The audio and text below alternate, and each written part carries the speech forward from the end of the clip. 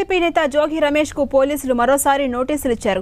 చంద్రబాబు నివాసంపై దాడి కేసులో ఇవాళ సాయంత్రం విచారణకు హాజరు కావాలని నోటీసులో పేర్కొన్నారు. వాస్తవానికి నిన్ననే పోలీసుల ఎదుట జోగి రమేష్ విచారణకు హాజరు కావాల్సి ఉంది. అయితే ఆయన మాత్రం హాజరు కాలేదు. గతంలోనూ కుమారుడి అరెస్టు సాకుగా చూపించి విచారణకు హాజరు కాలేదు. మరోవైపు నిన్న మంగళగిరి డీఎస్పీ వద్దకు జోగి రమేష్ లాయర్లను పంపించారు. ఈ నేపథ్యంలో ఇవాళ సాయంత్రం తమ ఎదుట విచారణకు హాజరు కావాలంటూ పోలీసులు మరోసారి నోటీసులు ఇచ్చారు. ఇవాల్టి విచారణకు జోగి రమేష్ హాజరవుతారా లేదా అన్న ఉత్కంఠ కనిపిస్తోంది.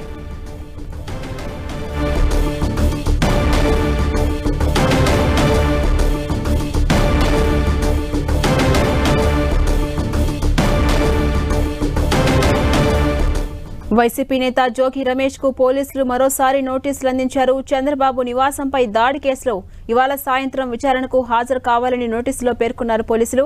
వాస్తవానికి నిన్ననే పోలీసుల ఎదుట జోగి రమేష్ హాజరు కావాల్సి ఉంది. అయితే ఆయన మాత్రం హాజరు కాలేదు. గతంలోనూ కుమారుడి అరెస్టు సాకుగా చూపించి విచారణకు హాజరు కాలేదు జోగి రమేష్. ఇక ఇవాళ విచారణకు హాజరవుతారా లేదా అన్న ఉత్కంఠ కనిపిస్తోంది. ఇక ఇదే అంశానికి సంబంధించి మరిన్ని అప్డేట్స్ మా ప్రతినిధి నాగరాజు అందిస్తారు. నాగరాజ్, ఝాన్సీరాణి మరొకసారి మంగళగిరి పోలీసులు కూడా అతనికి నోటీసులు జారీ చేశారు. ఈ రోజు హాజరు కావాల్సిందిగా నోటీసులు జారీ చేశారు. గతంలో కూడా ఆయన హాజరైన తర్వాత కూడా కొన్ని విషయాలు చెప్పడం జరిగింది. అయితే ఏదైతే సెల్ ఫోన్ ఉందో సెల్ ఫోన్ దాంతో పాటుగా సిమ్ కార్డు కారణం కూడా ఇవ్వాలని చెప్పేసి కూడా వాళ్ళు పోలీసులు కూడా ఇప్పటికీ ఇవ్వడం జరిగింది. దీనిపై కూడా ఇప్పటికే న్యాయవాదులు కూడా నిన్న పోలీసులు కూడా పోలీసులు చెప్పడం జరిగింది.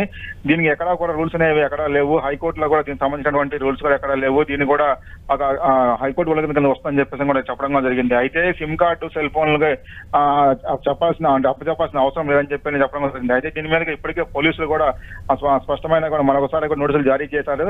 ఆ సిమ్ కార్డును ఫోన్ కూడా కంపల్సరీ ఇవ్వాలని చెప్పేసి కూడా మరోసారి హాజరు కావాలని చెప్పేసి ఇప్పటికి చెప్పడం జరిగింది.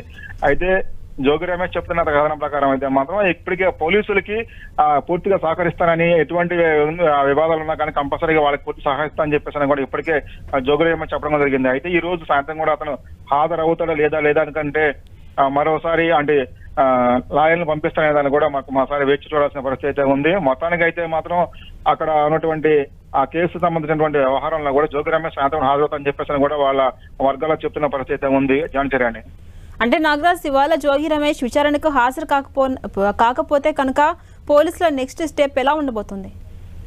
అంటే ఇప్పటికే అతనికి ముందస్తు బెయిల్ కూడా అంటే 27వ తారీఖు వరకు కూడా అతనికి ముందస్తు బెయిల్ కూడా ఉన్న కారణంగా కూడా అతను హాజరు కాలేకపోవచ్చు అని చెప్పేసి అని ఇప్పటికే పోలీసు వర్గాలు కూడా కొంతమంది చెప్తున్న పరిస్థితి ఉంది. మరోవైపు వైసీపీ నేతలు చెప్తున్న దాని ప్రకారం ఈ రోజు కంపల్సరీగా హాజరవుతాడు. అంటే పూర్తిగా పోలీసులకు సహకారం అందిస్తానని చెప్పేసి అని కూడా ఇప్పటికే జోగి రమేష్ కూడా చెప్పడం జరిగింది. గతంలో కూడా తను కూడా ఏదైతే ఉందో కావాలని దాడికి కోసం వెళ్ళలేదని చెప్పేసి అని కేవలం వాళ్ళ అనుచరులకు బుద్ధి చెప్తారనే ఉద్దేశంతో అక్కడికి వెళ్ళారని చెప్పేసి కూడా చెప్పడం జరిగింది.